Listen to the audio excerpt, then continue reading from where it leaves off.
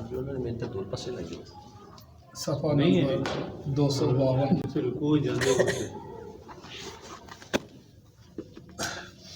سورہ النحل آیت نمبر 101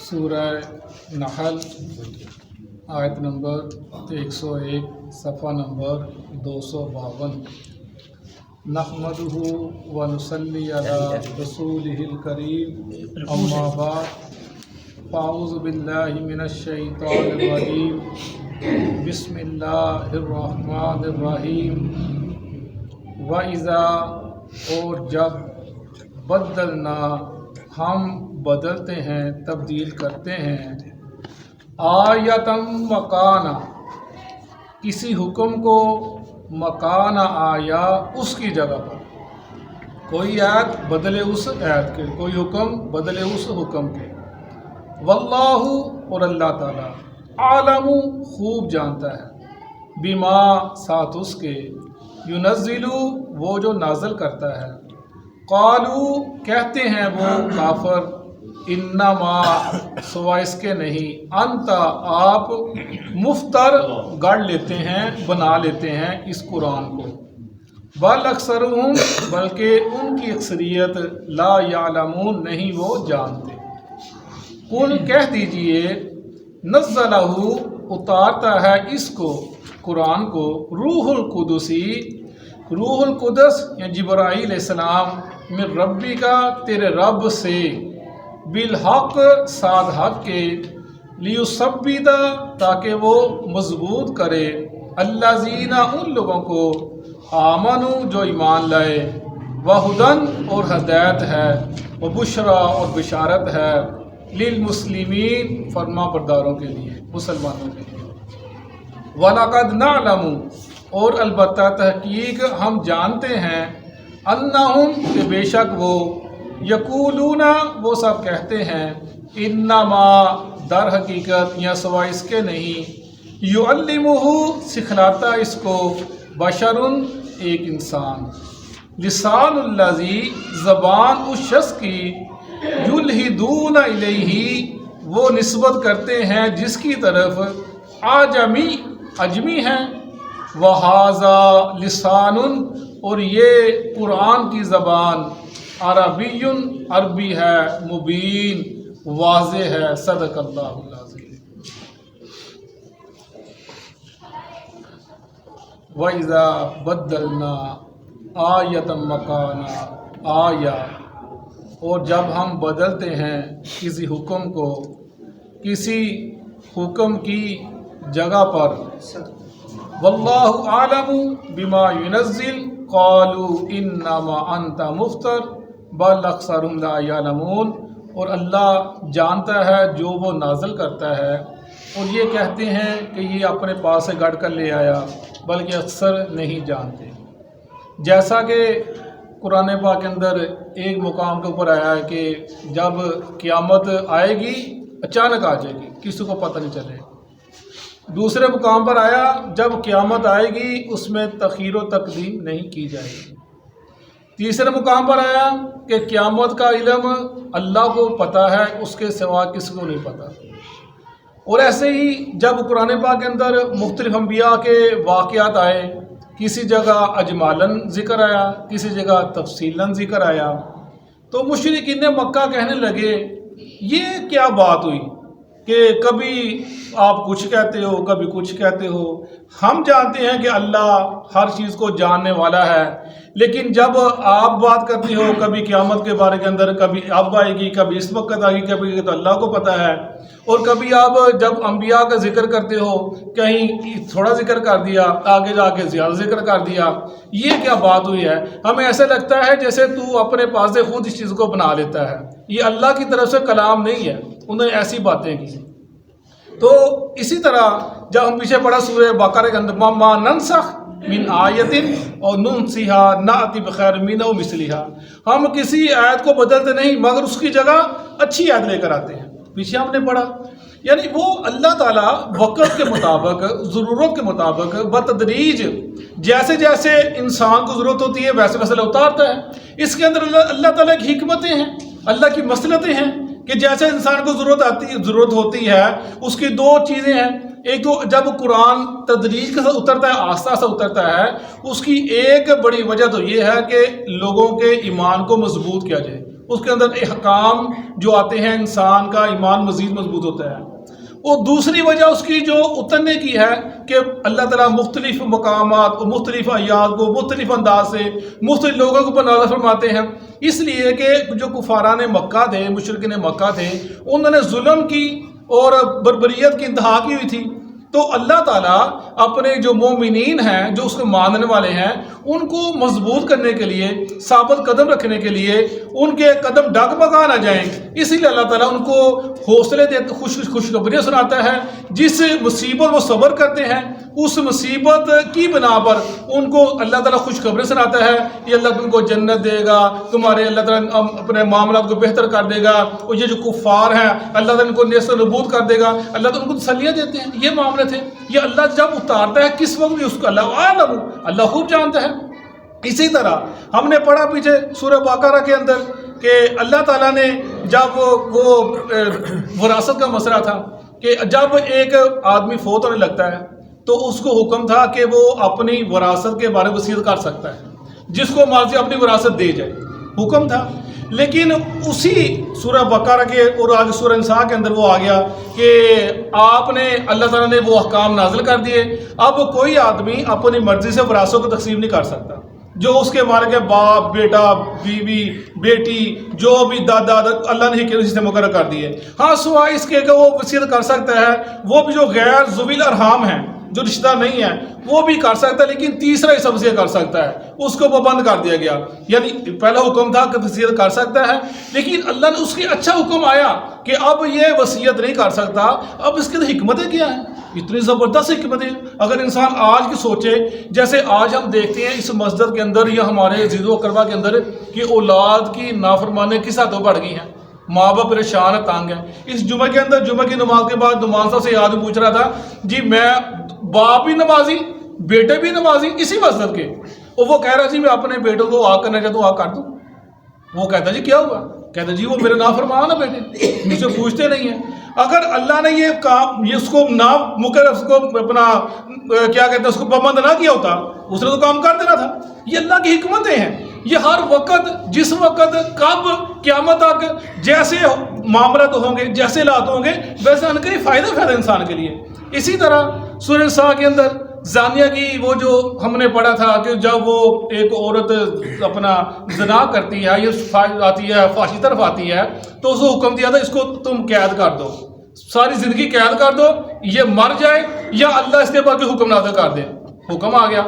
لیکن اس کے بعد سورہ نور کے اندر حکم آیا بھی اب جو شادی شدہ ہے آپ نے ان کو سنسار کرنا ہے، مرد عورت ہو، اور جو کوارے ہیں ان کو 100 کوڑے مارنے ہیں اور اپنا ملک، اپنے شہر بدل کر دینا ہے. حکم آ گیا. اسی طرح جو عورت کا خاوند مر جاتا ہے، اس کے بارے ہم نے پڑھا سورہ نساء کے اندر کہ اس کے لیے 1 سال تک جو اس کے سسرال والے اپنے گھر میں رکھیں، اس کا خرچہ برداشت کریں. سال کے بعد وہ جہاں ماضی جائے، نکاح کرے، چلی جائے، جو اس کے اختیار کر سکتی ہے. لیکن اس کے بعد پھر حکم آ گیا کہ نہیں، اب اس کو جب خاوند فوت ہو جائے، اب یہ 4 مہینے 10 دن عدت گزارے گی، اور اس کے بعد یہ اس کو وراثت میں حصہ ملے گا. پھر چاہے یہ حصہ اپنا نکاح کر لے، شادی کر لے، جہاں ماضی چلے جائے، تم اس کو روک نہیں سکتے، اللہ نے منع کر دیا. اسی طرح سورہ انفال محمد میں پڑھتے ہیں ہم کہ اللہ تعالیٰ نے فرمایا کہ سورہ انفال کے اندر، سورہ اپنے غزوہ بدر کے بعد وہ آئے گا کہ ایک مسلمان جو ہے، ایک مسلمان حکم دیا گیا، ایک مسلمان 10 پر باری ہونا چاہیے. اللہ کو ایک مسلمان 10 کافروں پر باری ہونا چاہیے. وہ اس وقت ایمان مضبوط تھا، اللہ کے نبی کی صحبت تھی، ایک ایمان کے ایک ولولہ تھا. واقعی مسلمانوں نے ایسا کیا، ہم نے دیکھا پڑھا کہ ایک مسلمان کئیوں پہ باری تھے. مسلمانوں کی تعداد کتنی تھی اور کافروں کتنی تھی، باری تھے. لیکن وقت کے ساتھ ساتھ جب ایمان اور یہ تھوڑی بہت فرق پڑتا چلا گیا، اللہ کے نبی چلے گئے، لیکن اس کے فوراً بعد آیت اتر آئی کہ اب ایک مسلمان کم از کم 2 بار باری ہونا چاہیے. آیت آ گئی. یعنی اللہ تعالیٰ جو کسی آیت کے بدلے کسی آیت کو لے کر آتے ہیں وہ ہمارے فائدے کے لیے ہے. اس میں ہمارا فائدہ ہی فائدہ ہے. وقت کے مطابق، حالات کے مطابق، جیسا وقت ہو، جیسا ماحول ہو، جیسا حالات ہو، اللہ ویسی ہی اللہ نے یاد کر دی. تو یہ بتانے کا مطلب وَإِذَا بَدَّلْنَا. اور وہ کہتے تھے یہ نہیں ہو سکتا. اللہ کو تو پہلے پتہ ہے، اللہ حاضر ناظر، اللہ ہر چیز کو علم رکھتا ہے. اللہ یہ کیا بات ہوئی، اے محمد آپ پہلے کہتے ہو یہ والی ہے تو تیری، اب کہتے ہو یہ ہے تو نہیں، اب کہتے ہو یہ حکم آ گیا، اب کہتے ہو یہ حکم آ گیا. جب انہوں نے انکار کرنا تھا کر دیا. فرمایا اللہ وَإِذَا بَدَّلْنَا آیت مکان، جب اللہ کسی آیت کے بدلے، کسی حکم کے بدلے نیا حکم آتا ہے، اللہ اس کو خوب جانتا ہے کہ وہ کیا نازل کر رہا ہے. اور یہ کہتے ہیں آپ گاڑ لیتے ہیں، بل اکثر لاجج نہیں جانتے.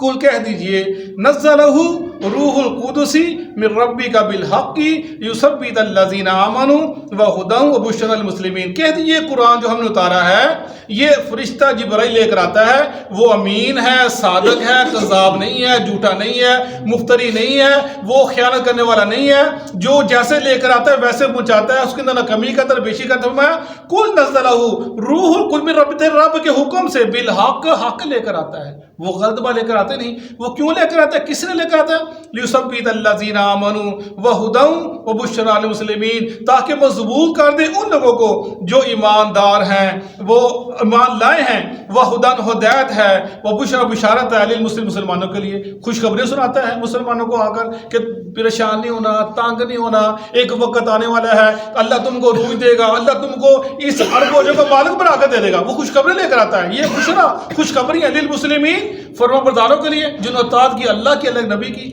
وَلَقَدْ نَعْلَمُ أَنَّهُمْ يَقُولُونَ إِنَّمَا يُعَلِّمُهُ بشر، ہم جانتے ہیں، یہ کہتے ہیں کہ آپ جو بتاتے ہو یہ سیکھتا ہے ایک انسان سے. وہ انسان کیا تھا؟